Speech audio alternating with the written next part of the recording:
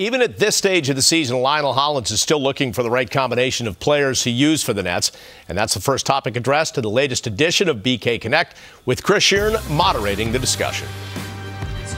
Thanks, Bob. We're here at Barclays Center for the latest and greatest edition of BKConnect. With me, as always, Devin Carparian of theBrooklynGame.com and Rod Boone of Newsday. Guys, I'm going to make this like the McLaughlin Group. Issue 1. The starting lineups and the rotations for this Nets team. They've used 17 different starting lineups this year. That's tied for 8th in the league. The Knicks have used the most with 32.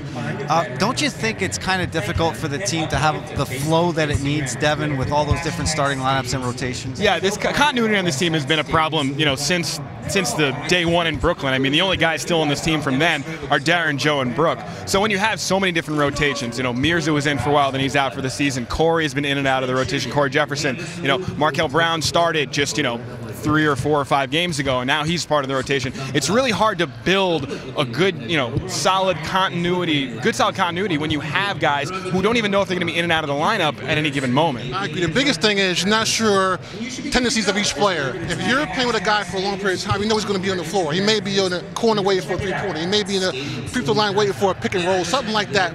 Nets right now have no consistency, as you said, no continuity. That's the problem, I think, in their mind right now. Yeah, and I think Hollins has had a really difficult time figuring out who works where, right? I mean, Jarrett Jack has had, 4 or 5 great games this season, but he's also shot them out of a lot of situations. The Jack and Darren combo just hasn't worked this season.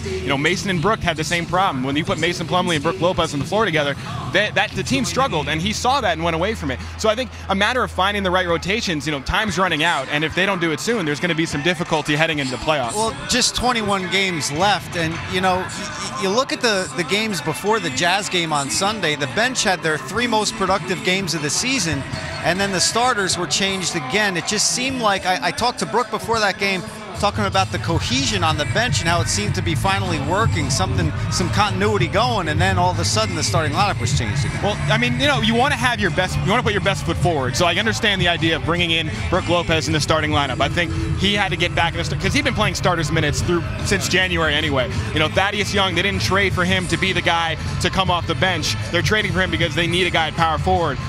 So I think it makes sense that you take those guys back off the bench and put them in the starting lineup. But again, it creates that continuity issue of who is going to be in the starting lineup day in and day out. Who's going to be your producer? I think one of the biggest problems right now is Joe Johnson. Joe Johnson, he's been playing either 2, 3, power forward the last couple of weeks. So where is he at? Is he a point guard, small forward, power forward, center? A guy like him has to be in a certain spot to get his rhythm each game because he has to put out on the post lot, find his shot on the perimeter. So I think Joe is one of those guys that right now, he's all over the place. Yeah, he looks tired. I mean, he's played over 1,000 minutes since the turn of the new year. He's played more minutes than anyone except LeBron, I think, in the last 10 years. Correct, right. And now he's playing power forward. I mean, he just looks like a guy who you can't really put him to bang with the bigs much longer. I agree. We heard Lionel Hollins say in his press conference earlier that obviously every game is a big game against the Pelicans again here tonight.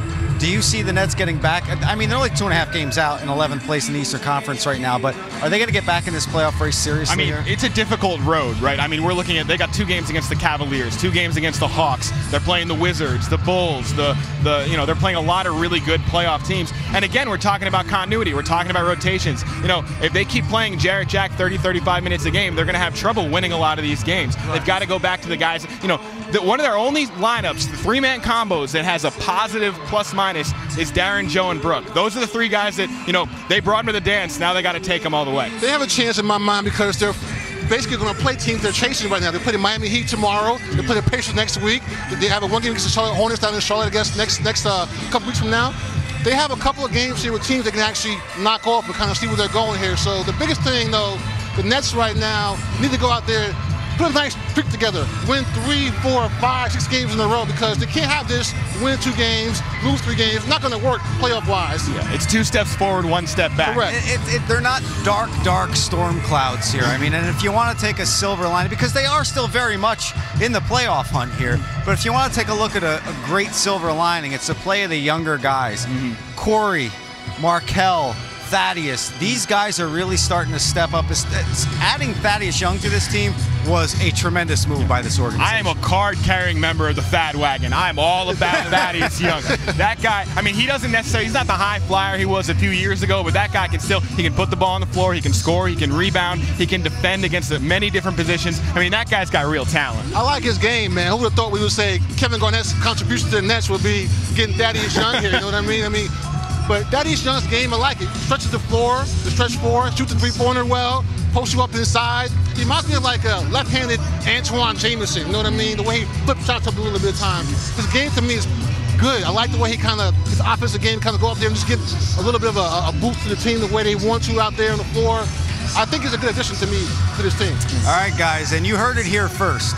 The Thad Wagon, much like you heard Fearza here first. So not only do we crank out the information on BK Connect, we crank out the hashtags. Bob, let's send it back to you in the studio.